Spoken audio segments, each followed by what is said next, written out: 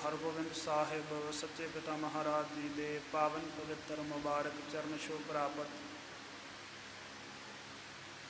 ਗੁਰ ਇਤਿਹਾਸਕ ਸਥਾਨ ਗੁਰਦੁਆਰਾ ਸ੍ਰੀ ਗੁਰੂਸਰ ਸਾਹਿਬ ਵਿਖੇ ਸੰਧਿਆ ਦੇ ਦੀਵਾਨ ਦੇ ਵਿੱਚ ਹਾਜ਼ਰੀਆਂ ਲਵਾ ਰਹੀ ਨਤਮਸਤਕ ਹੋ ਰਹੀ ਸਮੂਹ ਗੁਰੂ ਕੀ ਸੰਗਤ ਜੀ, ਵਡਭਾਗ ਹੈ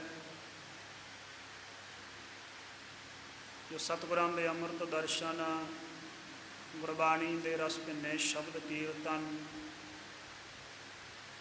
ਸੋਦਰ ਸ੍ਰੀ ਰਹਿਰਾਸ ਸਾਹਿਬ ਜੀ ਦੀ ਅੰਮ੍ਰਿਤ ਬਾਣੀ ਦੇ ਜਾਪ ਸ੍ਰੀ ਮੁਖ ਵਾਕ ਸ਼ਰਵਣ ਕਰਕੇ ਲਾਭ ਪ੍ਰਾਪਤ ਕੀਤਾ। ਸਮਾਂ ਹੋਇਆ ਸਤਿਗੁਰਾਂ ਦੇ ਪਾਵਨ ਪਵਿੱਤਰ ਗੁਰ ਇਤਿਹਾਸ ਦੇ ਜੀਵਨ ਕੌਤਕਾਂ ਦੀ ਲੜੀਵਾਰ ਕਥਾ ਵਿਚਾਰ ਦਾ। ਆਓ ਸਤਿਗੁਰਾਂ ਦੇ ਅੰਮ੍ਰਿਤ ਜੀਵਨ ਕੌਤਕਾਂ ਦੀ ਕਥਾ ਆਰੰਭ ਕਰਨ ਤੋਂ ਪਹਿਲਾਂ ਗੁਰੂ ਕੀ ਬਖਸ਼ਿਸ਼ ਗੁਰਫਤਿਹ ਵਿੱਚ ਸਾਂਝ ਪਾਓ।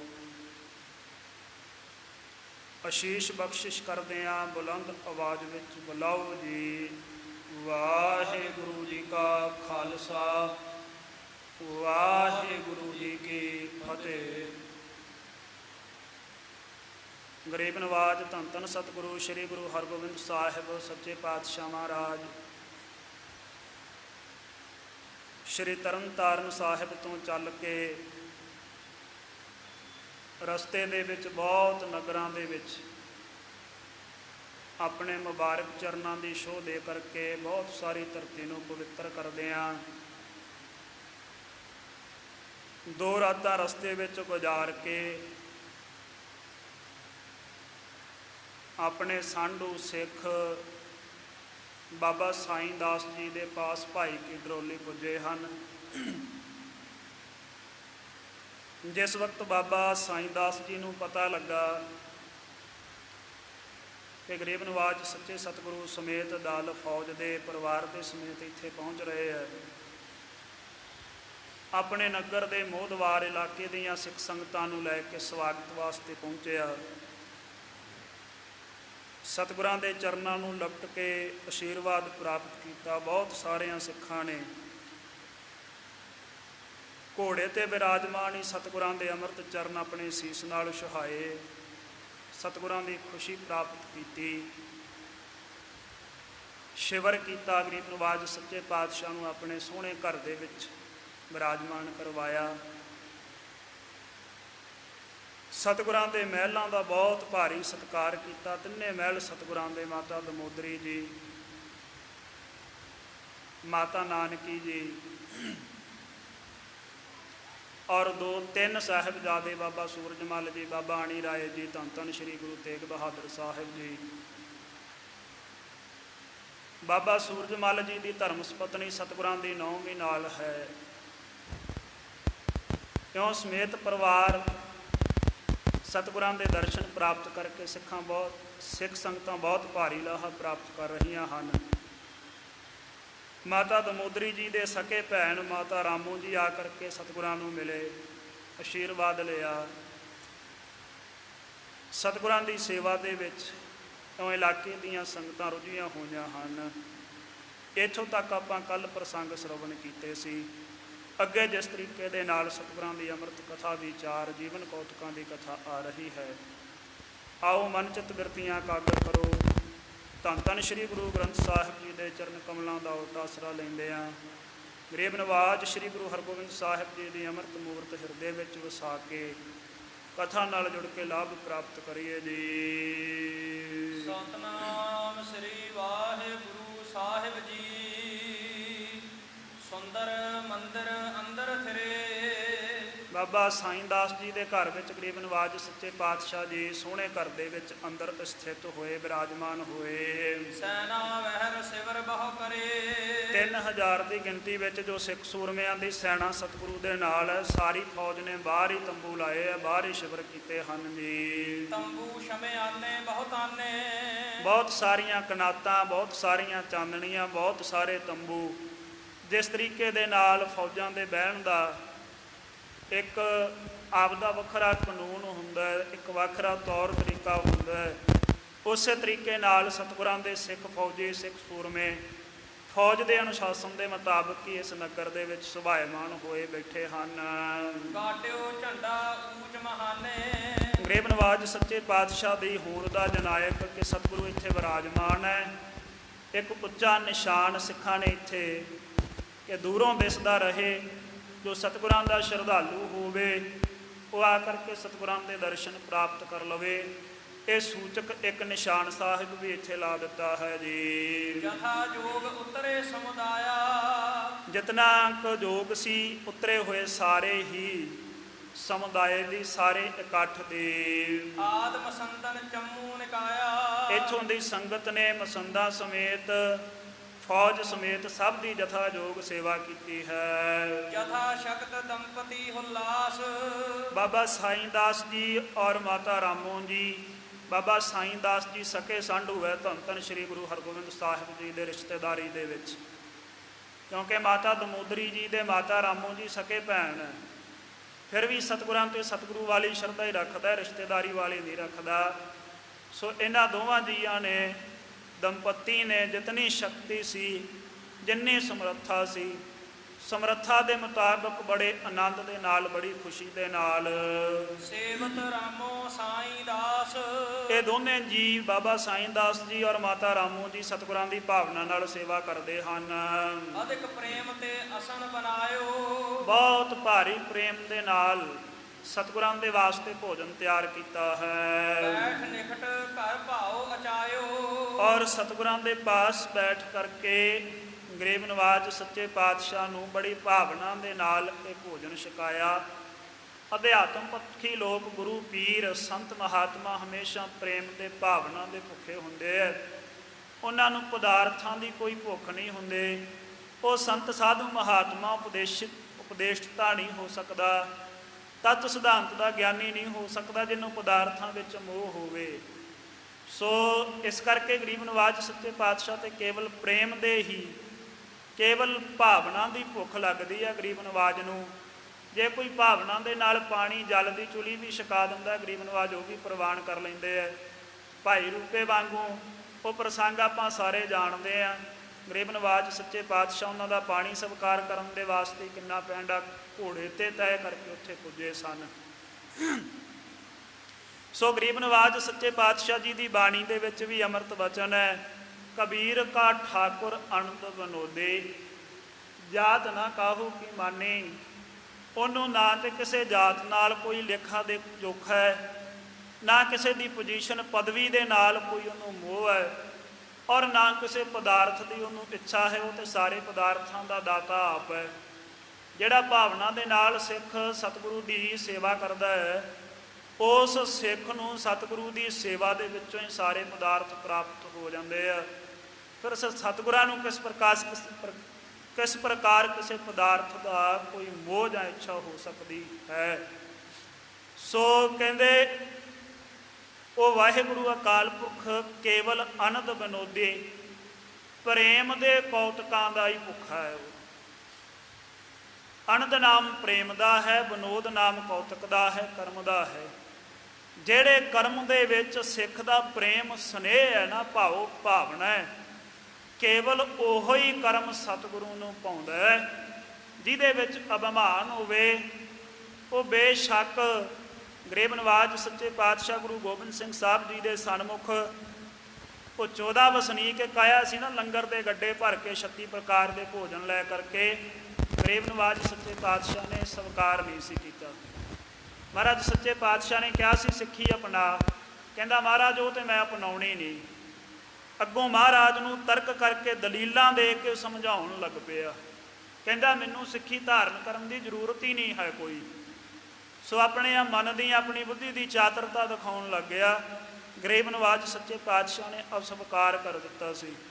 ਸੋ ਇਉਂ ਹੀ ਗਰੀਬ ਨਵਾਜ ਗੁਰੂ ਨਾਨਕ ਦੇਵ ਸਾਹਿਬ ਨੇ ਮਲਕ ਭਾਗੋ ਦੇ 36 ਪ੍ਰਕਾਰ ਦੇ ਭੋਜਨ ਪੂਰੀਆਂ, ਛੋਲੇ, ਮਾਲ ਪੂਰੇ, ਖੀਰ ਤਿਆਗ ਕੇ ਗਰੀਬ ਨਵਾਜ ਨੇ ਭਾਈ ਲਾਲੋ ਦੇ ਘਰ ਦੇ ਵਿੱਚ ਕੋਧਰੇ ਦੀ, ਬਾਜਰੇ ਦੀ, ਭਖੜੇ ਦੀ ਰੋਟੀ ਖਾ ਕੇ ਗੁਜ਼ਾਰਾ ਕੀਤਾ। ਔਰ ਗਰੀਬ ਨਵਾਜ ਸੱਚੇ ਪਾਤਸ਼ਾਹ ਨੇ ਉਸ ਭਖੜੇ ਦੀ ਰੋਟੀ ਦਾ ਚਮਤਕਾਰ ਵੀ ਵਿਖਾਇਆ, ਉਹਦੀ ਅਹਿਮੀਅਤ ਵੀ ਸਮਝਾਈ। ਸੋ ਇਸ ਕਰਕੇ ਬੇਸ਼ੱਕ ਇਹਨਾਂ ਦੇ ਕੋਲ ਸ਼ਕਤੀ ਨਹੀਂ, ਹੁਣ ਜੇ ਰਿਸ਼ਤੇਦਾਰੀ ਦੇ ਪੱਖੋਂ ਵੇਖੀਏ ਨਾ ਤੇ ਸਾਂਢੂ ਹਮੇਸ਼ਾ ਸਾਂਢੂ ਤੋਂ ਵੱਧ ਕੇ ਦਿਖਾਉਣਾ ਚਾਹੁੰਦਾ ਹੁੰਦਾ ਦੁਨੀਆ ਦੇ ਵਿੱਚ। ਰਿਸ਼ਤੇਦਾਰੀਆਂ ਦਾ ਤੇ ਹਿਸਾਬ ਹੀ ਐਸਾ ਹੁੰਦਾ ਵੀ ਕਿਤੇ ਇੱਕ ਦੂਜੇ ਤੋਂ ਸਾਨੂੰ ਨੀਵਾ ਨਾ ਵੇਖਣਾ ਪੈ ਜਾਵੇ। ਪਰ ਇੱਥੇ ਰਿਸ਼ਤੇਦਾਰੀ ਵਾਲੀ ਭਾਵਨਾ ਨਹੀਂ ਨਾ, ਗਰੀਬ ਨਵਾਜ ਤੇ ਸਤਿਗੁਰੂ ਵਾਲੀ ਭਾਵਨਾ ਹੈ। ਆਪਣੇ ਆਪ ਨੂੰ ਸਿੱਖ ਸਮਝਦਾ ਹੈ। ਬੇਸ਼ੱਕ ਗੁਜ਼ਾਰਾ ਬਹੁਤ ਹਲਕਾ ਹੈ ਬਾਬਾ ਸਾਈਂ ਦਾਸ ਜੀ ਦਾ, ਮਾਤਾ ਰਾਮੋ ਜੀ ਦਾ, ਪਰ ਫਿਰ ਵੀ ਸਤਿਗੁਰਾਂ ਦੇ ਨਾਲ ਪ੍ਰੇਮ ਹੈ। ਬਸ ਉਸੇ ਪ੍ਰੇਮ ਦਾ ਸਦਕਾ ਹੀ ਗਰੀਬ ਨਵਾਜ ਦੀਨ ਦੁਨੀ ਦੇ ਮਾਲਕ, ਦੋ ਜਹਾਨ ਵਾਲੀ ਸ੍ਰਿਸ਼ਟੀ ਦੇ ਮਾਲਕ ਗੁਰੂ ਹਰਗੋਬਿੰਦ ਸਾਹਿਬ ਜੀ ਨੂੰ ਵਸ ਕਰ ਲਿਆ। ਜੈਸਾ ਭੋਜਨ ਘਰ ਦੇ ਵਿੱਚ ਬਣਿਆ ਸੀ ਉਹ ਪ੍ਰੇਮ ਰੂਪੀ ਥਾਲ ਦੇ ਵਿੱਚ ਪਰੋਸ ਕੇ ਲਿਆਂਦਾ ਔਰ ਗਰੀਬ ਨਵਾਜ ਸੱਚੇ ਪਾਤਸ਼ਾਹ ਨੂੰ ਛਕਾ ਦਿੱਤਾ ਹੈ ਜੀ। ਤਥਾ ਗੁਰ ਕੇ ਨੰਦਨ ਸਾਰੇ, ਉਸੇ ਤਰੀਕੇ ਨਾਲ ਸਤਿਗੁਰਾਂ ਦੇ ਸਾਰੇ ਸੁਪੁੱਤਰ ਘਰ ਆਨੰਦ ਅਚਵਾਏ ਆਹਾਰੇ। ਇਹਨਾਂ ਦੇ ਤਾਈਂ ਵੀ ਸਤਿਗੁਰਾਂ ਦੇ ਸਾਹਿਬਜ਼ਾਦਿਆਂ ਦੇ ਤਾਈਂ ਆਨੰਦ ਧਾਰ ਕੇ ਰਸ ਦੇ ਨਾਲ ਭੋਜਨ ਛਕਾਇਆ। ਬਾਬਾ ਆਣੀ ਰਾਏ ਜੀ, ਬਾਬਾ ਸੂਰਜ ਮੱਲ ਜੀ, ਧੰਨ ਧੰਨ ਸ੍ਰੀ ਗੁਰੂ ਤੇਗ ਬਹਾਦਰ ਸਾਹਿਬ ਜੀ। ਸਭ ਨਾਲੋਂ ਵੱਡੇ ਬਾਬਾ ਗੁਰਦਿੱਤਾ ਜੀ ਕੀਰਤਪੁਰ ਸਾਹਿਬ ਨਗਰ ਵਸਾਉਣ ਦੇ ਵਿੱਚ ਮਸ਼ਗੂਲ ਹੈ ਔਰ ਉੱਥੇ ਸਤਵੇਂ ਪਾਤਸ਼ਾਹ ਧੰਨ ਧੰਨ ਸ੍ਰੀ ਗੁਰੂ ਹਰਿਰਾਏ ਸਾਹਿਬ ਜੀ ਦਾ ਪ੍ਰਕਾਸ਼ ਹੋ ਚੁੱਕਿਆ ਹੈ, ਇਸ ਕਰਕੇ ਉੱਥੇ ਰੁੱਝੇ ਹੋਏ ਹਨ। ਬਾਬਾ ਟਲ ਰਾਏ ਜੀ ਇਸ ਸਮੇਂ ਤੱਕ ਆਪਣਾ ਸਰੀਰ ਤਿਆਗ ਚੁੱਕੇ ਸਨ। 5 ਸਾਹਿਬਜ਼ਾਦੇ ਸਤਿਗੁਰਾਂ ਦੇ ਸੀ, ਇੱਕ ਸਤਿਗੁਰਾਂ ਦੀ ਸੁਪੁੱਤਰੀ ਸੀ ਬੀਬੀ ਵੀਰੋ, ਉਹਨਾਂ ਦਾ ਆਨੰਦ ਕਾਰਜ ਹੋ ਗਿਆ ਸੀ। ਸੋ ਸਤਿਗੁਰਾਂ ਦੇ ਸੁਪੁੱਤਰਾਂ ਦੀ ਉਹ ਸਾਰੇ ਪਰਿਵਾਰ ਦੀ ਭਾਵਨਾ ਨਾਲ ਇਹ ਸੇਵਾ ਕਰ ਰਹੇ ਹਨ ਜੀ। ਪੁਨ ਰਾਮੋ ਪ੍ਰੀਤੀ ਬੜ ਧਾਰੀ, ਫਿਰ ਮਾਤਾ ਰਾਮੂ ਜੀ ਨੇ ਬਹੁਤ ਭਾਰੀ ਪ੍ਰੇਮ ਧਾਰਿਆ ਹਿਰਦੇ ਵਿੱਚ। ਅੱਜ ਦਮੋਦਰੀ ਆਦਿਕ ਸਾਰੀ, ਮਾਤਾ ਦਮੋਦਰੀ ਜੀ ਦੇ ਤਾਈਂ ਸਤਿਗੁਰਾਂ ਦੇ ਮਹਿਲ ਤਿੰਨਾਂ ਨੂੰ ਬਹੁਤ ਭਾਵਨਾ ਨਾਲ ਭੋਜਨ ਛਕਾਇਆ। ਕਹਿਓ ਗੁਰੂ ਸੁਣ ਸਾਈਂ ਦਾਸ, ਗਰੀਬ ਨਵਾਜ ਗੁਰੂ ਹਰਗੋਬਿੰਦ ਸਾਹਿਬ ਜੀ ਨੇ ਮੁਬਾਰਕ ਅੰਮ੍ਰਿਤ ਰਸਨਾ ਤੋਂ ਬਚਨ ਉਚਾਰਨ ਕੀਤੇ। ਕਹਿਣ ਲੱਗੇ ਸੁਣੋ ਸਾਈਂ ਦਾਸ ਜੀ, ਓਹੇ ਪ੍ਰੇਮ ਨੇ ਆਨੇ ਪਾਸ। ਕਹਿਣ ਲੱਗੇ ਸਾਡੀ ਇੱਛਾ ਨਹੀਂ ਸੀ ਕੋਈ, ਤੇਰੇ ਪ੍ਰੇਮ ਨੇ ਸਾਨੂੰ ਖਿੱਚ ਕਰਕੇ ਤੇਰੇ ਪਾਸ ਲੈ ਆਂਦਾ ਹੈ। ਨਿਤ ਚਿਤ ਸਿਮਰਤ ਹਾਥਨ ਜੋਰ, ਜੋ ਤੂੰ ਹਰ ਰੋਜ਼ ਹੱਥ ਜੋੜ ਕੇ ਆਪਣੇ ਚਿੱਤ ਵਿੱਚ ਸਾਨੂੰ ਚੇਤੇ ਕਰਦਾ ਸੀ ਕਰਤ ਰਹਿਓ ਦਰਸ਼ਨ ਕੀ ਲੋਰ। ਔਰ ਹਰ ਰੋਜ਼ ਤੂੰ ਜੋ ਸਾਡੇ ਦਰਸ਼ਨਾਂ ਦੀ ਇੱਛਾ ਕਰਦਾ ਸੀ ਨਾ, ਜਾਂ ਤੇ ਪਠ ਕਰ ਤੁਵ ਅਰਦਾਸ। ਇਸ ਕਰਕੇ ਤੇਰੀ ਭੇਜੀ ਹੋਈ ਚਿੱਠੀ ਦੇ ਵਿੱਚੋਂ ਜਦੋਂ ਅਸੀਂ ਤੇਰੀ ਅਰਦਾਸ ਪੜ੍ਹੀ ਹੈ, ਤਿਆਰੀ ਆਏ ਪੁਰ ਆਸ। ਇਸ ਕਰਕੇ ਤੇਰੀ ਆਸਾ ਪੂਰਨ ਕਰਨ ਦੇ ਵਾਸਤੇ, ਤੇਰੀ ਮਨਸ਼ਾ ਪੁਜਾਉਣ ਦੇ ਲਈ ਅਸੀਂ ਇੱਧਰ ਆਏ ਹਾਂ। ਸਾਈਂ ਦਾਸ ਕਹਿਓ ਧਰ ਭਾਓ, ਬਾਬਾ ਸਾਈਂ ਦਾਸ ਜੀ ਨੇ ਬੜਾ ਪ੍ਰੇਮ ਧਾਰਿਆ ਗਰੀਬ ਨਵਾਜ ਦੇ ਚਰਨਾਂ ਤੇ ਬਚਨ ਕਹੇ ਅੱਗਿਓਂ ਅਰਦਾਸ ਦੇ ਰੂਪ ਦੇ ਵਿੱਚ। ਇਹੀ ਆਪ ਕੋ ਸਹਿਜ ਸੁਭਾਓ, ਕਹਿਣ ਲੱਗਾ ਮਹਾਰਾਜ ਸੱਚੇ ਪਾਤਸ਼ਾਹ ਇਹੀ ਤੇ ਆਪ ਦਾ ਸੁਭਾਅ ਹੈ। ਸੁਤੇ ਸਿੱਧੀ ਆਪ ਜੀ ਦਾ ਇਹ ਸੁਭਾਅ ਹੈ, ਇਹ ਆਪ ਨੇ ਕੋਈ ਬਣਾਇਆ ਨਹੀਂ ਹੈ। ਇੱਕ ਸੁਭਾਅ ਬੰਦੇ ਦਾ ਬਣਦਾ ਹੁੰਦਾ ਨਹੀਂ। ਜਾਂ ਤਾਂ ਉਹ ਸੁਭਾਅ ਦਾ ਦਿਖਾਵਾ ਕਰਦਾ, ਜਾਂ ਫਿਰ ਸੁਭਾਅ ਆਦਤ ਇਹ ਬਣ ਜਾਇਆ ਕਰਦੇ ਆ। ਪਰ ਪੀਰਾਂ ਪੈਗੰਬਰਾਂ ਦੇ ਗੁਰੂਆਂ ਦੇ ਸੁਭਾਅ ਕੋਈ ਬਣਦੇ ਨਹੀਂ ਹੁੰਦੇ। ਉਹਨਾਂ ਦੇ ਪਹਿਲੋਂ ਤੋਂ ਮੁੱਢ ਤੋਂ ਹੀ ਇਹ ਅਵਤਾਰੀ ਪੁਰਸ਼ਾਂ ਦੇ ਸੁਭਾਅ ਹੁੰਦੇ ਆ। ਸੋ ਸਤਿਗੁਰੂ ਦੀ ਵਡਿਆਈ ਵਿੱਚ ਇਹ ਅਰਜ ਗੁਜ਼ਾਰਦਾ ਮਹਾਰਾਜ, ਇਹ ਤੇ ਆਪ ਜੀ ਦਾ ਸੁਤੇ ਹੀ ਸੁਭਾਅ ਹੈ ਜੀ। ਰਾਜ ਸਮਾਜ ਦਰਬ ਨਹਿ ਹੇਰੋ, ਆਪ ਮਹਾਰਾਜ ਸੱਚੇ ਪਾਤਸ਼ਾਹ ਰਾਜ ਥੋੜੀ ਵਹਿਣੇ ਹੋ, ਕੋਈ ਕਿਸੇ ਦਾ ਜਾਣ ਲੱਗੇ ਨਿਹਾਲ ਕਰਨ ਲੱਗੇ ਵੀ ਕੋਈ ਰਾਜਾ ਹੀ ਹੋਵੇ ਕਿਸੇ ਰਾਜ ਦਾ, ਜਾਂ ਕਿਸੇ ਦੇ ਘਰ ਦੇ ਵਿੱਚ ਆਪਣੀ ਵਿਵਸਥਾ ਦੇ ਮੁਤਾਬਕ ਸੁੱਖ ਦੇ ਲਈ ਰਾਜ ਥੋੜੀ ਸਮਾਜ ਥੋੜੀ ਵਹਿਣੇ ਹੋ, ਸਮਾਨ ਥੋੜੀ ਵਹਿਣੇ ਹੋ ਵੀ ਕਿਸੇ ਦੇ ਘਰ ਵਿੱਚ ਸੋਫੇ ਹੈ ਕਿ ਨਹੀਂ, ਕਿਸੇ ਦੇ ਘਰ ਦੇ ਵਿੱਚ ਮੁਲਾਇਮ ਪਲੰਗ ਹੈ ਕਿ ਨਹੀਂ, ਸਾਡੇ ਸੋਹਣੇ ਵਿਰਾਜਣ ਦੇ ਬਿਸਤਰੇ ਜਾਂ ਸਾਡੀ ਰਿਹਾਇਸ਼ ਦੇ ਮੁਤਾਬਕ 36 ਪ੍ਰਕਾਰ ਦੇ ਭੋਜਨ ਪਕਵਾਨ, ਇਹ ਚੀਜ਼ਾਂ ਤੁਸੀਂ ਨਹੀਂ ਵੇਖਦੇ ਗਰੀਬ ਨਵਾਜ ਸੱਚੇ ਪਾਤਸ਼ਾਹ। ਇਹ ਤੁਹਾਡਾ ਸੁਭਾਅ ਹੈ ਔਰ ਨਾ ਹੀ ਤੁਸੀਂ ਕਿਸੇ ਦੀ ਝੋਲੀ ਵਿੱਚ ਧਨ ਕਿੰਨਾ ਇਹ ਵੇਣੇ ਹੋ। ਤੁਸੀਂ ਚਰਨ ਪਾਉਣ ਲੱਗੇ ਆ ਇਹ ਵੀ ਨਹੀਂ ਧਿਆਨ ਰੱਖਦੇ ਵੀ ਕੋਈ ਸਾਨੂੰ ਪੂਜਾ ਦੇ ਸਕਦਾ ਹੈ ਕਿ ਭੇਟਾ ਦੇ ਸਕਦਾ ਹੈ ਕਿ ਨਹੀਂ ਦੇ ਸਕਦਾ।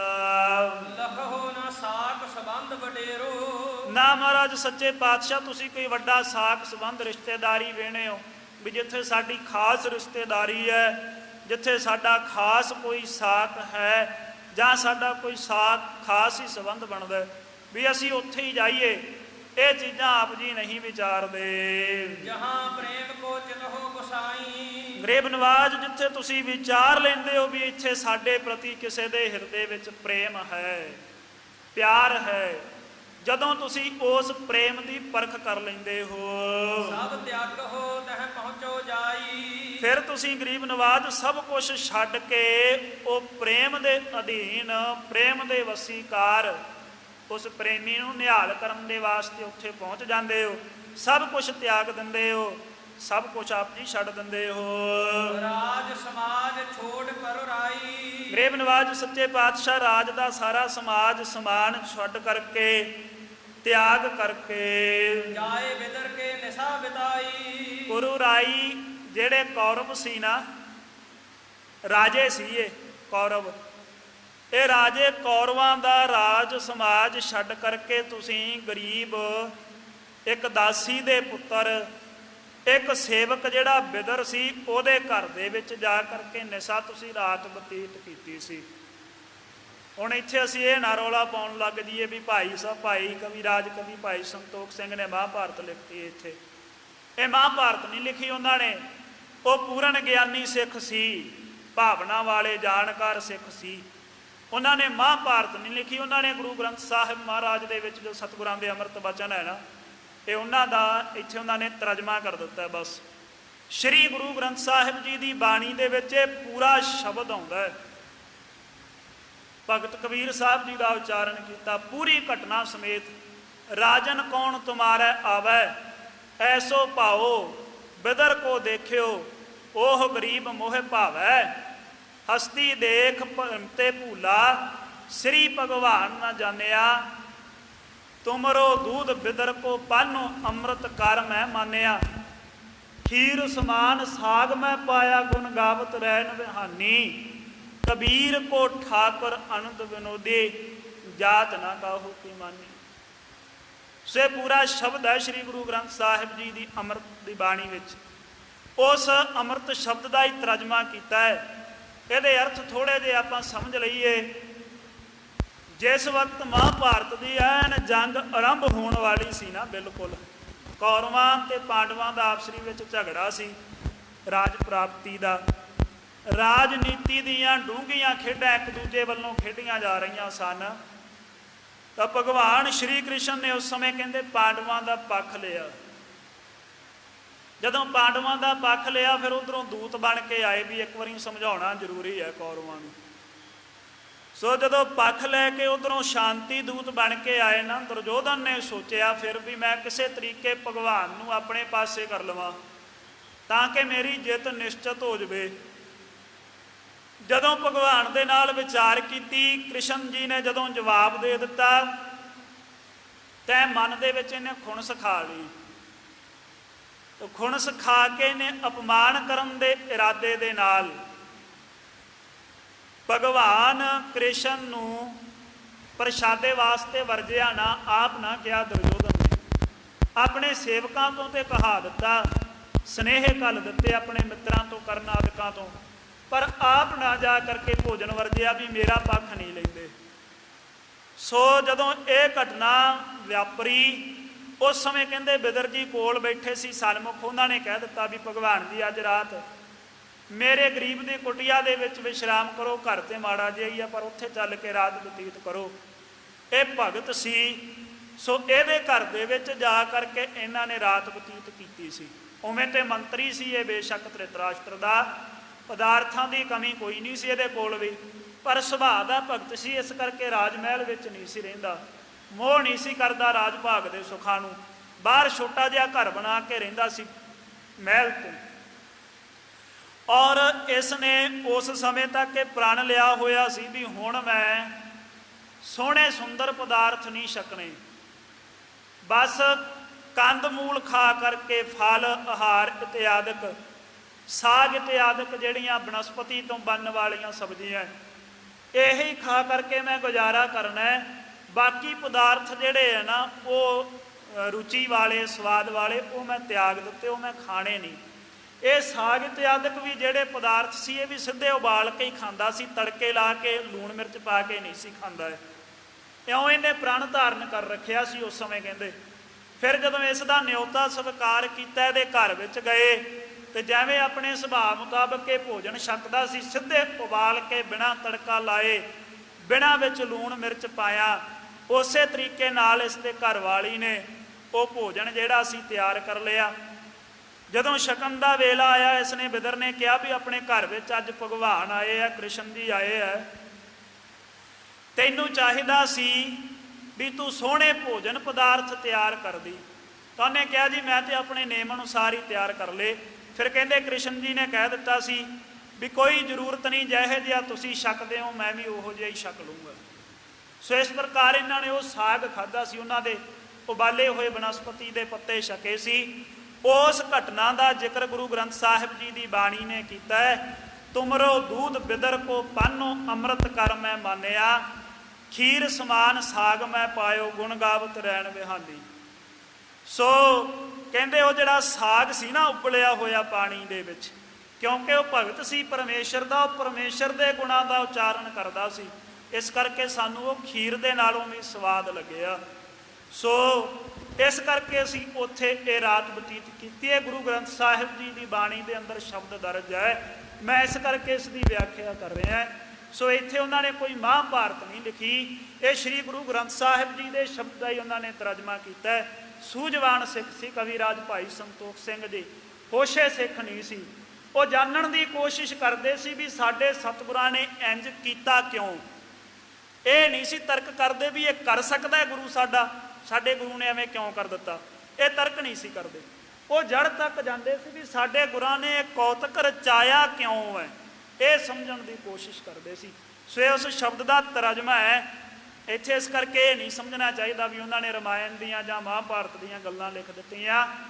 ਜੋ ਸ਼੍ਰੀ ਗੁਰੂ ਗ੍ਰੰਥ ਸਾਹਿਬ ਜੀ ਦੀ ਮੱਤ ਹੈ, ਗੁਰਮਤ ਹੈ, ਬਿਲਕੁਲ ਉਸ ਮੁਤਾਬਕ ਹੀ ਉਹਨਾਂ ਨੇ ਇਹ ਜਿਹੜੀਆਂ ਇਹੋ ਜਿਹੀਆਂ ਵਿੱਚ ਗੱਲਾਂ ਸੂਖਮ ਜੀਆਂ ਲਿਖੀਆਂ ਉਦਾਹਰਨਾਂ ਨੂੰ ਦੇਣ ਲਈ।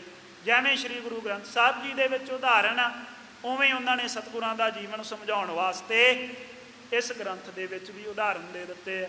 ਬਹੁਤ ਥਾਈਂ ਹੁਣ ਰਾਮ ਗਇਓ ਰਾਵਣ ਗਇਓ ਜਾ ਕੋ ਬਹੁ ਪਰਿਵਾਰ, ਕਹੋ ਨਾਨਕ ਥਿਰ ਕਛ ਨਹੀਂ ਸੁਪਨੇ ਜਿਉ ਸੰਸਾਰ।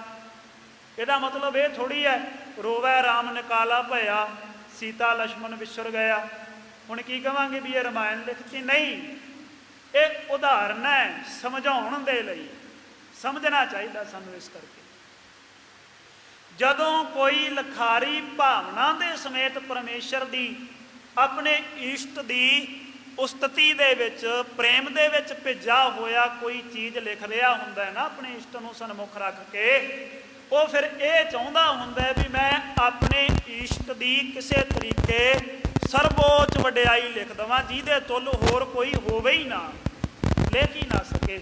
ਉਹਦੀ ਭਾਵਨਾ ਇਉਂ ਹੁੰਦੀ ਹੈ ਆਪਣੇ ਇਸ਼ਟ ਦੇ ਪ੍ਰਤੀ। ਔਰ ਮੇਰੀ ਉਸ ਲਿਖੀ ਹੋਈ ਵਡਿਆਈ ਨੂੰ ਪੜ੍ਹਨ ਵਾਲਾ ਬੜੇ ਸੂਖਮ ਤਰੀਕੇ ਨਾਲ ਸਮਝ ਜਾਵੇ, ਸੁਖਾਲੇ ਤਰੀਕੇ ਨਾਲ ਸਮਝ ਜਾਵੇ, ਇਹ ਉਹਦੀ ਮਨਸ਼ਾ ਹੁੰਦੀ ਹੈ। ਸੋ ਸਭ ਨਾਲੋਂ ਸੌਖਾ ਤਰੀਕਾ ਸਮਝਾਉਣ ਦਾ ਉਦਾਹਰਨ ਹੁੰਦੀ ਹੈ। ਜੇ ਕੋਈ ਉਦਾਹਰਨ ਨਾ ਦਈਏ ਤੇ ਸਮਝ ਨਹੀਂ ਆਉਂਦੀ ਛੇਤੀ। ਸੋ ਇਸ ਕਰਕੇ ਦਾਤ ਦ੍ਰਿਸ਼ਟਾਂਤ ਇਹ ਉਦਾਹਰਨਾਂ ਦੇ ਦੇ ਕੇ ਉਹਨਾਂ ਨੇ ਸਮਝਾਉਣ ਦੀ ਕੋਸ਼ਿਸ਼ ਕੀਤੀ ਕਿ ਸਾਡੇ ਸਤਿਗੁਰਾਂ ਦਾ ਸੁਭਾਵ, ਸਾਡੇ ਸਤਿਗੁਰਾਂ ਦਾ ਸਿਧਾਂਤ, ਸਾਡੇ ਸਤਿਗੁਰਾਂ ਦਾ ਜੋ ਨਜ਼ਰੀਆ ਸੀ ਆਪਣੇ ਸਿੱਖਾਂ ਦੇ ਪ੍ਰਤੀ, ਉਹ ਕੈਸਾ ਭਾਵ ਭਿੰਨਾ ਸੀ, ਉਹ ਕੈਸਾ ਪ੍ਰੇਮ ਪਰਿਪੂਰਨ ਸੀ। ਹੁਣ ਆਪਾਂ ਭਾਈ ਸਾਹਿਬ ਭਾਈ ਗੁਰਦਾਸ ਸਾਹਿਬ ਜੀ ਦੀ ਇੱਕ ਬਹੁਤ ਚਰਚਿਤ ਵਾਰ ਪੜ੍ਹਦੇ ਹਾਂ, ਜਿੱਥੇ ਸੁਦਾਮੇ ਦਾ ਔਰ ਕ੍ਰਿਸ਼ਨ ਦਾ ਮਿਲਾਪ ਉਹਨਾਂ ਨੇ ਲਿਖਿਆ। ਉਹਦੇ ਵਿੱਚ ਉਹਨਾਂ ਨੇ ਇੱਕ ਜ਼ਿਕਰ ਕੀਤਾ, ਛੱਡ ਸਿੰਘਾਸਨ ਹਰ ਜੀ ਆਏ। ਭਾਈ ਸਾਹਿਬ ਜੀ ਉੱਥੇ ਪਰਮੇਸ਼ਰ ਦੇ ਸੁਭਾਵ ਦੀ ਗੱਲ ਕਰ ਰਹੇ ਆ ਤੇ ਉਦਾਹਰਨ ਦਿੰਦੇ ਆ ਸੁਦਾਮੇ ਤੇ ਕ੍ਰਿਸ਼ਨ ਦੇ ਪ੍ਰਸੰਗ ਦਾ। ਹੁਣ ਸੁਦਾਮਾ ਕ੍ਰਿਸ਼ਨ ਜੀ ਨੂੰ ਭਗਵਾਨ ਮੰਨਦਾ, ਉਹਨਾਂ ਤੇ ਭਾਵਨਾ ਰੱਖਦਾ ਹੈ। ਜਿਹੜੇ ਪ੍ਰਸੰਗ ਨੂੰ ਉਹ ਮੁੱਖ ਰੱਖ ਕੇ ਪਰਮੇਸ਼ਰ ਦੇ ਪ੍ਰੇਮ ਦਾ ਪ੍ਰਗਟਾਵਾ ਕਰ ਰਹੇ ਆ, ਜੇ ਉਸ ਪ੍ਰਸੰਗ ਦੇ ਨਾਲ ਹੀ ਧੋਖਾ ਕਰ ਦੇਣਗੇ ਤੇ ਫਿਰ ਪਰਮੇਸ਼ਰ ਦਾ ਪ੍ਰੇਮ ਸਰਵੋੱਚ ਕਿਵੇਂ ਸਿੱਧ ਕਰਨਗੇ? ਕਿਉਂਕਿ ਪ੍ਰੇਮ ਦੇ ਵਿੱਚ ਤੇ ਕੋਈ ਛਲਾਵਾ ਨਹੀਂ ਨਾ ਹੁੰਦਾ, ਪ੍ਰੇਮ ਵਿੱਚ ਕੋਈ ਕਪਟ ਨਹੀਂ ਹੁੰਦਾ। ਸੋ ਇਹ ਉਹਨਾਂ ਨੂੰ ਪ੍ਰੇਮ ਭਰਿਆ ਪ੍ਰਸੰਗ ਲੱਭਿਆ। ਉਹਨਾਂ ਨੇ ਉਸ ਪ੍ਰੇਮ ਭਰੇ ਪ੍ਰਸੰਗ ਨੂੰ ਉਹਦਾ ਮੋਟਿਵ ਬਣਾ ਕੇ ਉਹਨਾਂ ਦਾ ਮਨੋਰਥ ਇਹ ਸੀ ਕਿ ਰੱਬ ਦਾ ਜੋ ਅਕਸ ਹੈ, ਜੋ ਰੱਬ ਦਾ ਸੁਭਾਵ ਹੈ, ਪ੍ਰੇਮੀਆਂ ਨੂੰ, ਪ੍ਰੇਮ ਕਰਨ ਵਾਲਿਆਂ ਨੂੰ ਨਿਹਾਲ ਕਰਨ ਦਾ, ਮੈਂ ਉਹ ਸਨਮੁਖ ਰੱਖਾਂ। ਹੁਣ ਉਸ ਸਮੇਂ ਦਾ ਜਿਹਨੂੰ ਭਗਵਾਨ ਮੰਨਿਆ ਜਾਂਦਾ ਹੈ, ਉਹ ਸੰਘਾਸਣ ਛੱਡ ਕੇ ਇੱਕ ਗਰੀਬ ਨੂੰ ਮਿਲਣ ਵਾਸਤੇ ਆ ਗਿਆ।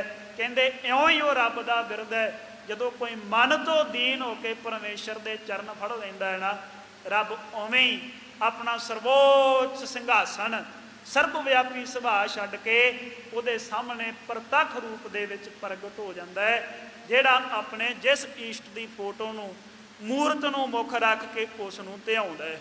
ਉਹ ਇਹ ਸਮਝਾਉਣਾ ਚਾਹੁੰਦੇ ਆ, ਬਸ ਆਹ ਗੱਲ ਹੈ ਇੰਨੀ। ਸੋ ਆਪਾਂ ਇਹਨਾਂ ਗੱਲਾਂ ਨੂੰ ਸਮਝਣ ਤੋਂ ਬੜੇ ਅਸਮਰੱਥ ਹਾਂ, ਕਿਉਂਕਿ ਸਾਡੀ ਬੁੱਧੀ ਓਡੀ ਸੂਖਮ ਨਹੀਂ। ਜਿਹੜੇ ਪ੍ਰੇਮ ਦੇ ਵਿੱਚ ਭਾਈ ਸਾਹਿਬ ਭਾਈ ਗੁਰਦਾਸ ਸਾਹਿਬ ਅਸਵਾਰ ਝੂਟੇ ਲੈਂਦੇ ਆ, ਜਿਹੜੇ ਪ੍ਰੇਮ ਦੇ ਵਿੱਚ ਕਵੀ ਰਾਜ ਕਵੀ ਭਾਈ ਸੰਤੋਖ ਸਿੰਘ ਜੀ ਆਨੰਦ ਮਾਰ ਰਹੇ ਹਨ ਸਤਿਗੁਰੂ ਦੇ ਚਰਨਾਂ ਦੇ, ਜਿਹੜੇ ਪ੍ਰੇਮ ਦੇ ਵਿੱਚ ਡਾਕਟਰ ਭਾਈ ਵੀਰ ਸਿੰਘ ਜੀ ਖੇਡ ਰਹੇ ਹਨ, ਸਾਡੀ ਮੱਤ ਜੇ ਉਸ ਪ੍ਰੇਮ ਨੂੰ ਪੂਰਨਤਾ ਸਮਝਣ ਤੋਂ ਬੜੀ ਅਸਮਰੱਥ ਹੈ। ਸੋ ਇਸ ਕਰਕੇ ਹੁੰਦਾ ਕੀ ਆ, ਫਿਰ ਜਿਨ੍ਹਾਂ ਦੀ ਬੁੱਧੀ, ਜਿਨ੍ਹਾਂ ਦੇ ਵਿੱਚ ਤੇ ਥੋੜ੍ਹੀ ਬਹੁਤੀ ਭਾਵਨਾ ਹੁੰਦੀ ਹੈ ਨਾ, ਕੋਈ ਸੇਵਾ ਕਰਦੇ ਆ, ਉਹ ਤੇ ਫਿਰ ਇਹਨਾਂ ਪ੍ਰਸੰਗਾਂ ਨੂੰ ਪੜ੍ਹ ਕੇ ਭਾਵ ਵਿਭੋਰ ਹੁੰਦੇ ਆ। ਉਹ ਉਹਨਾਂ ਦੇ ਅੱਖਾਂ ਦੇ ਵਿੱਚੋਂ ਅਥਰੂ ਆ ਜਾਂਦੇ ਆ। ਇਹੋ ਜਿਹੇ ਪ੍ਰੇਮ ਭਰੇ ਪ੍ਰਸੰਗ ਪੜ੍ਹ ਕੇ ਉਹਨਾਂ ਦਾ ਦਿਲ ਭਰ ਆਉਂਦਾ ਹੈ। ਉਹ ਫਿਰ ਗੁਰੂ ਨਾਨਕ ਸਾਹਿਬ ਨੂੰ ਅੰਦਰੋਂ ਚੇਤੇ ਕਰਦੇ ਆ, ਗੁਰੂ ਹਰਗੋਬਿੰਦ ਸਾਹਿਬ ਨੂੰ ਅੰਦਰੋਂ ਚੇਤੇ ਕਰਦੇ ਆ। ਉਹ ਅੰਦਰੋਂ ਆਪਦੇ ਆਪ ਨੂੰ ਹਲੂਣਾ ਦਿੰਦੇ ਆ। ਪਰ ਜਿਨ੍ਹਾਂ ਦੇ ਅੰਦਰ ਕੁਛ ਨਹੀਂ ਨਾ ਹੁੰਦਾ, ਕੇਵਲ ਆਪਣੀ ਪੜ੍ਹਾਈ ਦਾ, ਆਪਣੀ ਵਿੱਦਿਆ ਦਾ ਜਿਨ੍ਹਾਂ ਨੂੰ ਅਭਿਮਾਨ ਹੁੰਦਾ ਹੈ, ਫਿਰ ਉਹ ਆਪਣੇ ਬੁੱਧੀ ਦੇ ਕੰਡੇ ਦੇ ਤਰਾਜੂ ਤੇ ਤੋਲਦੇ ਆ ਵੀ ਕੀ ਸਾਡਾ ਗੁਰੂ ਇਉਂ ਕਰ ਸਕਦਾ ਹੈ ਜੀ? ਇਹ ਤੇ ਇੰਜ ਹੋ ਹੀ ਨਹੀਂ ਸਕਦਾ, ਇੰਜ ਕਿਵੇਂ ਹੋ ਗਿਆ? ਇਹ ਤੇ ਹੋਣਾ ਹੀ ਨਹੀਂ ਸੀ ਚਾਹੀਦਾ। ਫਿਰ ਅਸੀਂ ਆਪਣੇ ਗੁਰੂ ਦੀ ਸਿੱਖਿਆ ਮੰਨਣ ਦੀ ਬਜਾਏ ਅਸੀਂ ਆਪਣੇ ਗੁਰੂ ਨੂੰ ਸਿੱਖਿਆ ਦੇਣ ਦੀ ਕੋਸ਼ਿਸ਼ ਕਰਦੇ ਹਾਂ। ਅਸੀਂ ਇਹ ਨਹੀਂ ਵੇਂਦੇ ਵੀ ਅਗਲੇ ਦਾ ਅਧਿਆਤਮ ਪੱਖ ਸਾਡੇ ਨਾਲੋਂ ਕਿੱਡਾ ਵੱਡਾ ਹੈ। ਹੁਣ ਮੁਹੰਮਦ ਸਾਹਿਬ ਹੈ, ਇਸਲਾਮ ਧਰਮ ਦੇ ਬੇਸ਼ੱਕ ਆਗੂ ਹੈ, ਪਰ ਜੇ ਕੋਈ ਆਮ ਮਨੁੱਖ ਉੱਠ ਕੇ ਕਵੇ ਵੀ ਮੇਰਾ ਅਧਿਆਤਮ ਪੱਖ ਮੁਹੰਮਦ ਸਾਹਿਬ ਜਿੱਡਾ ਵੱਡਾ ਹੈ, ਕਿਸੇ ਦੇ ਅਧਿਆਤਮ ਪੱਖ ਦਾ ਮੁਹੰਮਦ ਸਾਹਿਬ ਦੇ ਬਰਾਬਰ ਕੱਦ ਹੋ ਸਕਦਾ ਹੈ? ਹਾਂ ਠੀਕ ਹੈ, ਸਾਡੇ ਸਤਿਗੁਰੂ ਸਰਬ ਵਿਆਪੀ ਅਕਾਲ ਪੁਰਖ ਪਰਮੇਸ਼ਰ ਦਾ ਰੂਪ ਹੈ, ਉਹ ਜੋ ਮਰਜ਼ੀ ਕਰ ਸਕਦੇ ਸਨ। ਉਹਨਾਂ ਦਾ ਅਧਿਆਤਮ ਪੱਖ ਸਭ ਨਾਲੋਂ ਵੱਡਾ ਸੀ, ਸਭ ਨਾਲੋਂ ਉੱਚਾ ਸੀ। ਇਹ ਗੱਲ ਵੱਖਰੀ। ਉਹ ਕਹਿੰਦੇ ਸੀ ਆਵਲ ਅੱਲਾਹ ਨੂਰ ਪਾਇਆ, ਕੁਦਰਤ ਕੇ ਸਭ ਬੰਦੇ, ਏਕ ਨੂਰ ਤੇ ਸਭ ਜਗ ਉਪਜਿਆ, ਕੌਣ ਭਲੇ ਕੋ ਮੰਦੇ। ਕੋਈ ਕਹਿ ਦੂਗਾ? ਹੁਣ ਕੋਈ ਵੇਖ ਸਕਦਾ ਉਸ ਦ੍ਰਿਸ਼ਟੀ ਨਾਲ ਸਾਰੀ ਕਾਇਨਾਤ ਨੂੰ? ਗਰੀਬ ਨਵਾਜ ਗੁਰੂ ਨਾਨਕ ਸਾਹਿਬ ਨੇ ਓਮਕੇਸ਼ਵਰ ਧਾਮ ਮੰਦਰ ਦੇ ਵਿੱਚ ਬਹਿ ਕੇ ਚਰਚਾ ਕੀਤੀ, ਕਾਜੀ ਦੇ ਨਾਲ ਮਸਜਿਦ ਦੇ ਵਿੱਚ ਬਹਿ ਕੇ ਚਰਚਾ ਕੀਤੀ, ਮੱਕੇ ਜਾ ਕੇ ਮਸਜਿਦ ਦੇ ਵਿੱਚ ਬਹਿ ਕੇ ਚਰਚਾ ਕੀਤੀ। ਅੱਜ ਸਾਡੇ ਦਿਲਾਂ ਵਿੱਚ ਐਡੀ ਨਫ਼ਰਤ, ਅਸੀਂ ਇੱਕ ਦੂਜੇ ਦੇ ਧਾਰਮਿਕ ਸਥਾਨ ਨੂੰ ਵੇਖ ਕੇ ਨੱਕ ਮੂੰਹ ਵੱਟ ਲੈਂਦੇ ਹਾਂ। ਇੰਨੀ ਨਫ਼ਰਤ ਇਨਸਾਨੀਅਤ ਤੇ ਅਸੀਂ ਭੁਲਾਈ ਦਿੱਤੀ ਹੈ। ਸੋ ਇਸ ਕਰਕੇ ਇਹ ਨਹੀਂ ਸਮਝਣਾ ਚਾਹੀਦਾ, ਵਿਚਾਰਨ ਦੀ ਕੋਸ਼ਿਸ਼ ਕਰਨੀ ਚਾਹੀਦੀ ਹੈ। ਆਪਣੀ ਬੁੱਧੀ ਨੂੰ, ਆਪਣੇ ਮਨ ਨੂੰ ਪ੍ਰੇਮ ਦੇ ਵਿੱਚ ਪ੍ਰਵਾਹਿਤ ਕਰਨ ਦੀ ਕੋਸ਼ਿਸ਼ ਕਰਨੀ ਚਾਹੀਦੀ ਹੈ। ਉਹ ਸਭ ਨਾਲੋਂ ਸ੍ਰੇਸ਼ਟ ਮਾਰਗ ਹੈ। ਸਾਡਾ ਗੁਰੂ ਤੇ ਕਹਿ ਗਿਆ, ਸਾਚ ਕਹੋ ਸੁਣ ਲੈ ਹੋ ਸਭੈ, ਜਿਨ ਪ੍ਰੇਮ ਕੀਓ ਤਿਨ ਹੀ ਪ੍ਰਭ ਪਾਇਓ। ਜਿਨ੍ਹਾਂ ਨੇ ਪ੍ਰੇਮ ਕੀਤਾ, ਜਿਨ੍ਹਾਂ ਨੇ ਪਿਆਰ ਕੀਤਾ, ਪਰਮੇਸ਼ਰ ਦੀ ਪ੍ਰਾਪਤੀ ਉਹਨਾਂ ਨੂੰ ਹੋਈ। ਵਾਹਿਗੁਰੂ ਭਲਾ ਕਰੇ। ਜਿਸ ਤਰੀਕੇ ਸੰਸਾਰ ਵਿੱਚ, ਸਮਾਜ ਵਿੱਚ ਨਫ਼ਰਤ ਵੱਧਦੀ ਜਾ ਰਹੀ ਹੈ, ਇਸ ਸਮਾਜ ਦਾ, ਸੰਸਾਰ ਦਾ ਰਾਖਾ ਹੁਣ ਆਪ ਹੀ ਵਾਹਿਗੁਰੂ ਹੈ। ਸਭ ਨੂੰ ਗਰੀਬ ਨਵਾਜ ਸੱਚੇ ਪਾਤਸ਼ਾਹ ਪ੍ਰੇਮ ਦੀ ਬਖਸ਼ਿਸ਼, ਪ੍ਰੇਮ ਦੀ ਸਮਝ ਸੋਝੀ ਬਖਸ਼ਿਸ਼ ਕਰਕੇ ਨਿਹਾਲ ਕਰੇ ਜੀ। ਕਹਿਣ ਲੱਗਾ ਗਰੀਬ ਨਵਾਜ ਸੱਚੇ ਪਾਤਸ਼ਾਹ, ਵੱਡੇ ਵੱਡੇ ਦਿਜਬਰ ਜਿਹੜੇ ਸਨ ਬ੍ਰਾਹਮਣ, ਜਿਹੜੇ ਪੰਡਤ ਸੀ, ਪ੍ਰੋਹਿਤ। ਦਿਜਬਰ ਬ੍ਰਾਹਮਣ ਹੁੰਦਾ, ਪੰਡਤ ਪ੍ਰੋਹਿਤ ਹੁੰਦਾ, ਜਿਹੜਾ ਪ੍ਰੋਹਿਤ ਦੀ ਕਾਰ ਨਿਭਾਉਂਦਾ ਹੁੰਦਾ। ਕਹਿੰਦੇ ਮਹਾਰਾਜ ਵੱਡੇ ਵੱਡੇ ਬ੍ਰਾਹਮਣ ਸੀ ਉੱਥੇ, ਵੱਡੇ ਵੱਡੇ ਪੰਡਤ ਪ੍ਰੋਹਿਤ ਸੀ, ਵੱਡੇ ਵੱਡੇ ਬ੍ਰਾਹਮਣ ਸੀ, ਦਰੋਨਾਚਾਰਿਆ ਵਰਗੇ, ਸ਼ੁਕਰਾਚਾਰਿਆ ਵਰਗੇ। ਬਿਨਾ ਪ੍ਰੇਮ ਸੇ ਤਿਆਗੇ ਸਿਆਣੇ, ਔਰ ਭੀਸ਼ਮ ਪਿਤਾਮਹ ਵਰਗੇ ਜਿਹੜੇ ਸਿਆਣੇ ਸੀ ਨਾ, ਆਪਦੇ ਆਪ ਨੂੰ ਸੂਝਵਾਨ ਸਮਝਣ ਵਾਲੇ, ਉਹਨਾਂ ਦੇ ਹਿਰਦਿਆਂ ਵਿੱਚ ਪ੍ਰੇਮ ਨਹੀਂ ਸੀ। ਇਸ ਕਰਕੇ ਉਹ ਸਾਰੇ ਹੀ ਤੁਸੀਂ ਤਿਆਗ ਦਿੱਤੇ, ਛੱਡ ਦਿੱਤੇ। ਸ਼ੂਦਰ ਭਗਤ ਕੇ ਸੰਗ ਫਿਰੰਦੇ, ਉਸ ਸਮੇਂ ਵਿੱਚ ਜਿਹਨੂੰ ਸ਼ੂਦਰ ਕਹਿ ਕੇ ਪਾਸ ਨਹੀਂ ਸੀ ਬਿਠਾਇਆ ਜਾਂਦਾ, ਸੇਵਕ ਦੇ ਪੁੱਤਰ ਇੱਕ ਸੇਵਕਾ ਦੇ ਪੇਟੋਂ ਪੈਦਾ ਹੋਏ, ਉਸ ਸ਼ੂਦਰ ਦੇ ਨਾਲ ਤੁਸੀਂ ਉਹਦੇ ਘਰ ਵਿੱਚ ਚਲੇ ਗਏ। ਵੇਦਤ ਜਗਤ ਮਹਿ ਨਹੀਂ ਛਪੰਤੇ, ਉਹ ਪ੍ਰਗਟ ਇਸ ਸੰਸਾਰ ਦੇ ਵਿੱਚ। ਮਹਾਰਾਜ ਸੱਚੇ ਪਾਤਸ਼ਾਹ ਉਸ ਪ੍ਰਸੰਗ ਨੂੰ ਕੌਣ ਛੁਪਾ ਸਕਦਾ ਹੈ ਜੀ? ਹੁਣ ਦੇਖੋ ਜਿਹੜਾ ਭਾਵ ਵਿਭੋਰ ਹੋ ਗਿਆ ਨਾ, ਪ੍ਰੇਮ ਵਿੱਚ ਭਿੱਜ ਗਿਆ, ਉਹ ਸਾਹਮਣੇ ਸ਼ਖਸੀਅਤ ਕੀ ਹੈ ਨਹੀਂ ਵਿਚਾਰਦਾ। ਹੁਣ ਸਾਈਂ ਦਾਸ ਜੀ ਨੂੰ ਥੋੜਾ ਪਤਾ ਹੈ ਵੀ ਉਹ ਕ੍ਰਿਸ਼ਨ ਜੀ ਸਨ ਤੇ ਇਹ ਗੁਰੂ ਹਰਗੋਬਿੰਦ ਸਾਹਿਬ ਜੀ ਹੈ। ਉਹਨਾਂ ਨੂੰ ਪ੍ਰੇਮ ਦੀਆਂ ਬੱਝਿਆਂ ਹੋਇਆਂ ਨੂੰ ਪ੍ਰੇਮ ਦੀਆਂ ਐਨਕਾਂ ਲੱਗੀਆਂ, ਉਹਨਾਂ ਨੂੰ ਸਭ ਗੋਬਿੰਦ ਹੈ, ਸਭ ਗੋਬਿੰਦ ਹੈ, ਗੋਬਿੰਦ ਬਿਨ ਨਹੀਂ ਕੋਈ ਪ੍ਰਾਪਤ ਹੋ ਰਿਹਾ ਹੁਣ। ਉਹਨਾਂ ਨੂੰ ਨਹੀਂ ਕੋਈ ਮਤਲਬ ਵੀ ਸਾਹਮਣੇ ਕੌਣ ਹੈ ਕੌਣ ਨਹੀਂ ਹੈ, ਕੀ ਹੈ ਕੀ ਨਹੀਂ ਹੈ। ਉਹ ਪ੍ਰੇਮ ਦੀ ਮੂਰਤ ਬਣ ਚੁੱਕੇ ਹੈ। ਉਹਨਾਂ ਨੂੰ ਅੰਦਰ ਝਾਤੀ ਮਾਰਨ ਦੀ ਸਮਰੱਥਾ ਦੇ ਦਿੱਤੀ ਹੈ ਵਾਹਿਗੁਰੂ ਨੇ, ਪਛਾਣਨ ਦੀ ਸਮਰੱਥਾ। ਉਹ ਕੇਵਲ ਪ੍ਰੇਮ ਦੀ ਕਿਸ਼ਤੀ ਤੇ ਸਵਾਰ ਹੈ, ਉਹ ਦਵੈਤ ਦੀ ਗੱਲ ਨਹੀਂ ਕਰ ਸਕਦੇ। ਹੁਣ ਜੇ ਬਸ ਦਾਸਨ ਕੇ ਸਦਾ ਗੁਸਾਈ, ਹੇ ਮਾਲਕ ਜੀ ਤੁਹਾਡਾ ਤੇ ਸੁਭਾਅ ਹੀ ਐਸਾ ਹੈ, ਤੁਸੀਂ ਤੇ ਸਦਾ ਆਪਣੇ ਸੇਵਕਾਂ ਦੇ ਵਾਸੋ, ਪ੍ਰੇਮ ਵਾਲਿਆਂ ਦੇ ਵਾਸੋ ਦੇ। ਤੁਮਰੀ ਕ੍ਰਿਤ ਤੁਮ ਕੋ ਬਨ ਆਈ, ਇਹ ਤੁਹਾਡੇ ਜਿਹੜੇ ਕੌਤਕ ਹੈ ਮਾਲਕ ਜੀ, ਇਹ ਕੇਵਲ ਤੁਹਾਨੂੰ ਬਣ ਆਏ ਆ, ਦੂਜਾ ਨਹੀਂ ਕੋਈ ਕਰ ਸਕਦਾ। ਬਰਾਬਰ ਨਹੀਂ ਸਮਤਾ ਕੋ ਧਰੈ, ਤੁਹਾਡੇ ਬਰਾਬਰ ਹੋਰ ਕਿਹੜਾ ਜਿਹੜਾ ਤੁਹਾਡੀ ਸਮਾਨਤਾ ਧਾਰੇ। ਹੁਣ ਸ੍ਰੀ ਗੁਰੂ ਹਰਗੋਬਿੰਦ ਸਾਹਿਬ ਜੀ ਦੇ ਸਨਮੁਖ ਦੇਖੋ, ਉਹ ਹੁਣ ਇਹ ਕਹਿ ਰਹੇ ਆ ਵੀ ਕ੍ਰਿਸ਼ਨ ਜੀ ਦੇ ਸਨਮਾਨ ਨਹੀਂ ਕੋਈ ਹੋ ਸਕਦਾ। ਇਹ ਤਾਂ ਸਮਝਣ ਦੀ ਗੱਲ ਹੈ ਨਾ। ਹੁਣ ਕਹਿੰਦੇ ਗੁਰੂ ਹਰਗੋਬਿੰਦ ਸਾਹਿਬ ਜੀ ਆਪ ਜੀ ਦੇ ਸਮਾਨ ਕੌਣ ਹੋ ਸਕਦਾ ਹੈ ਮਾਲਕ ਜੀ, ਤੁਹਾਡੇ ਬਰਾਬਰ ਹੋਰ ਕੋਈ ਸ਼ਖਸੀਅਤ ਨਹੀਂ। ਬਸ ਦੀਨਨ ਕੇ ਨਿਤ ਅਨਸਰੈ, ਆਪ ਜੀ ਸਦਾ ਆਪਣੇ ਸੇਵਕਾਂ ਦੇ ਵਾਸੋਂ ਔਰ ਆਪਣੇ ਸੇਵਕਾਂ ਦੇ ਵਾਸੀ ਵਿਚਰਦੇ ਹੋ ਜਿੱਥੇ ਜਾਂਦੇ ਹੋ।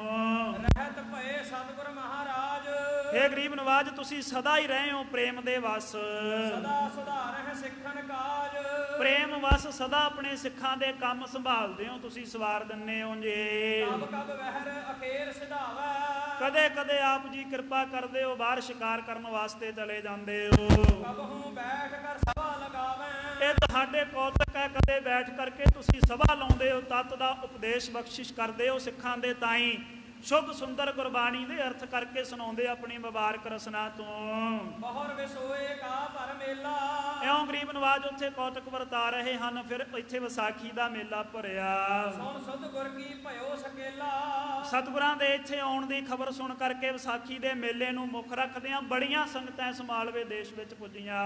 ਬਹੁ ਉਪਹਾਰਨ ਆਨ ਚੜਾਵੈ, ਬਹੁਤ ਸਾਰੀਆਂ ਭੇਟਾਵਾਂ ਲਿਆ ਕਰਕੇ ਸਤਿਗੁਰਾਂ ਦੇ ਚਰਨਾਂ ਨੂੰ ਅਰਪਣ ਕਰਦੀਆਂ ਸੰਗਤਾਂ। ਬੰਦਹ ਚਰਨ ਦਰਸ਼ਕੋ ਪਾਵੈ, ਚਰਨਾਂ ਕਮਲਾਂ ਨੂੰ ਨਮਸਕਾਰ ਕਰਕੇ ਸਤਿਗੁਰਾਂ ਦੇ ਅੰਮ੍ਰਿਤ ਦਰਸ਼ਨ ਪ੍ਰਾਪਤ ਕਰ ਰਹੇ ਹਨ ਜੀ। ਗੁਰ ਟਿਕ ਬਸੈ ਲਾਭ ਕੋ ਜਾਣੈ, ਸਤਿਗੁਰਾਂ ਦੇ ਪਾਸ ਰਹਿਣ ਵਾਲੇ, ਸਤਿਗੁਰਾਂ ਦਿਲੋਂ ਸਦਾ ਮਤ ਕਰਕੇ ਮਨ ਕਰਕੇ ਜਿਹੜੇ ਸਤਿਗੁਰਾਂ ਦੇ ਪਾਸ ਰਹਿੰਦੇ ਆ, ਉਹ ਜਾਣਦੇ ਆ ਕੀ ਲਾਭ ਹੈ ਸਤਿਗੁਰਾਂ ਦੇ ਦਰਸ਼ਨਾਂ ਦਾ। ਦਰਸ਼ਹਿ ਆਪਣਾ ਕਿਰਤਾਰਥ ਮਾਨੈ, ਦਰਸ਼ਨ ਕਰਕੇ ਆਪਣੇ ਆਪ ਨੂੰ ਸਫਲ ਹੋਇਆ ਸਮਝ ਲੈਂਦੇ ਹਨ ਜੀ। ਅਨਗਨ ਵਸਤ ਅਰਪਹਿ ਮਾਏ, ਬੇਅੰਤ ਵਸਤੂਆਂ ਲਿਆ ਕਰਕੇ ਸਤਿਗੁਰਾਂ ਦੇ ਚਰਨਾਂ ਵਿੱਚ ਭੇਟਾ ਕਰਦੇ ਆ ਸਿੱਖ। ਨਰ ਨਾਰੀ ਹੋਏ ਸਮੁਦਾਏ, ਮਨੁੱਖ ਅਤੇ ਇਸਤਰੀਆਂ ਦਾ ਭਾਰੀ ਇਕੱਠ ਹੋ ਗਿਆ ਇਸ ਮਾਲਵੇ ਦੇਸ਼ ਵਿੱਚ। ਮਨੋ ਕਾਮਨਾ ਪਾਏ ਸਿਧਾਰੇ, ਆਪਣੀਆਂ ਮਨੋ ਕਾਮਨਾਵਾਂ ਪੂਰੀਆਂ ਕਰ ਕਰਕੇ ਵਾਪਸ ਪਰਤਦੀਆਂ ਆਈਆਂ ਸਿੱਖ ਸੰਗਤਾਂ। ਨਿਸਾ ਦੀਨ ਗੁਰ ਨਿਕਟ ਗੁਜ਼ਾਰੇ, 3 ਦਿਨ ਇਉਂ ਸਤਿਗੁਰਾਂ ਦੇ ਪਾਸ ਸਿੱਖ ਸੰਗਤਾਂ ਨੇ ਬਤੀਤ ਕੀਤੇ ਹਨ ਜੀ। ਜਸ ਕਰਤ ਆਪਣੇ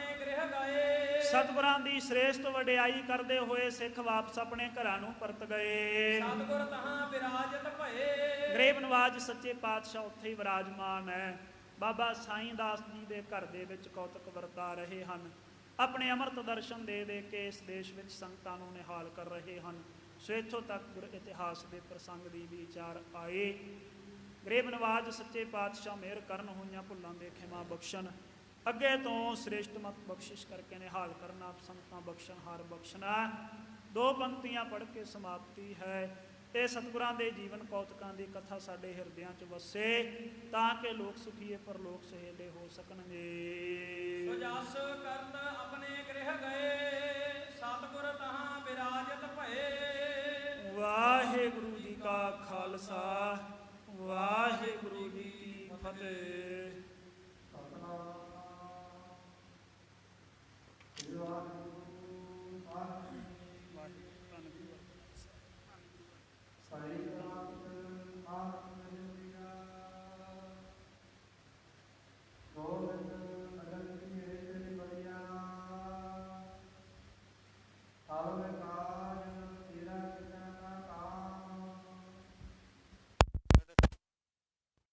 ਭਾਵੇਂ ਕੇਵਲ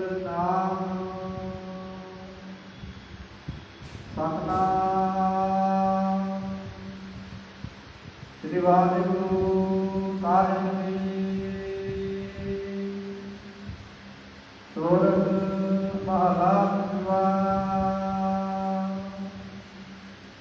ਜਾ ਮੈਂ ਸਿਮਰਨ ਸਭ ਕੁਛ ਪਾਈਐ,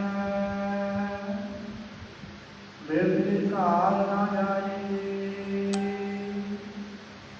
ਤਿਸ ਪ੍ਰਭ ਧਿਆਨ ਅਵਰ ਕਤ ਰਾਖਿਓ, ਜੋ ਸਭ ਮਹਿ ਰਹਿਆ ਸਮਾਈ।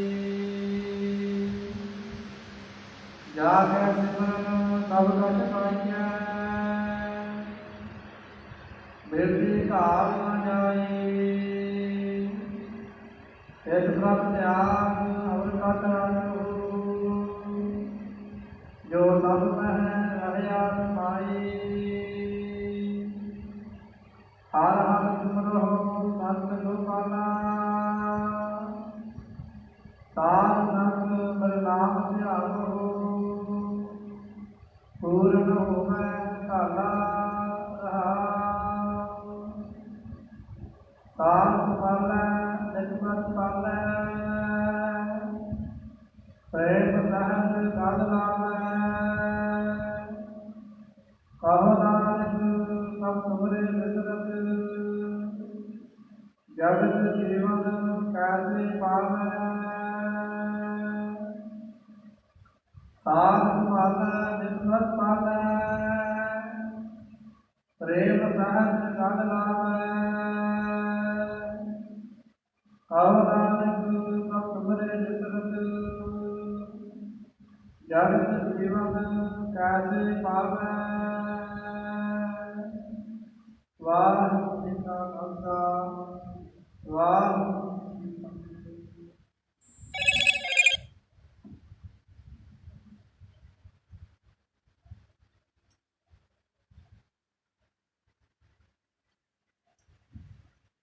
ਸਤਿਨਾਮ ਸ੍ਰੀ ਵਾਹਿਗੁਰੂ ਸਾਹਿਬ ਜੀਓ।